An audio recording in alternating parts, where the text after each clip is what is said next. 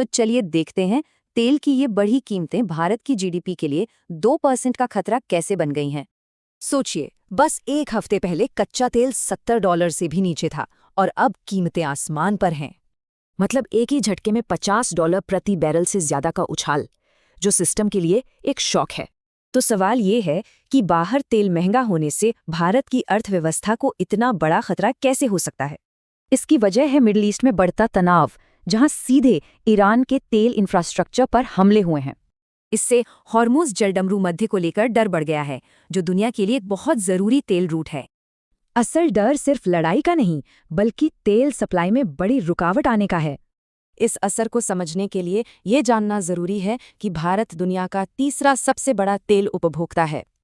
और सबसे बड़ी बात, भारत अपनी ज़रूरत का 85% कच्चा तेल बाहर से ही मंगाता है। और यहीं से शुरू होता है एक चेन रिएक्शन जो पूरी इकोनॉमी को हिला देता है।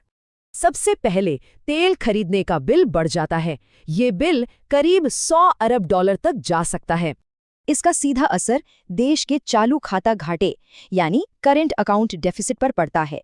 आसान भाषा में समझें तो जब देश का खर्च उसकी कमाई से ज्यादा हो जाए तो ये घाटा और बढ़ जाता है।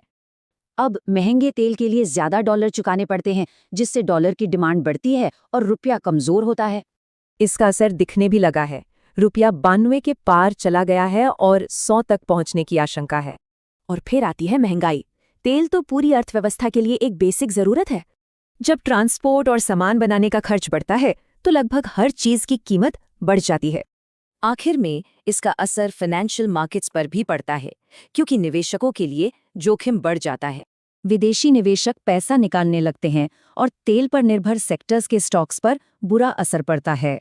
लेकिन इस पूरे असर से बचने के लिए भारत के पास कुछ शील्ड्स भी हैं। क्या है वो? भारत अलग अलग देशों से तेल खरीदता है, उसके पास अपने रिजर्व हैं और रिन्यूएबल एनर्जी पर भी फोकस है। ये जो $100 अरब का एक्स्ट्रा बोझ है, यही जीडीपी के लगभग 2% के बराबर है। तो देखिए, एक तरफ है बढ़ी हुई कीमतें और दूसरी तरफ है सप्लाई रुकने का खतरा।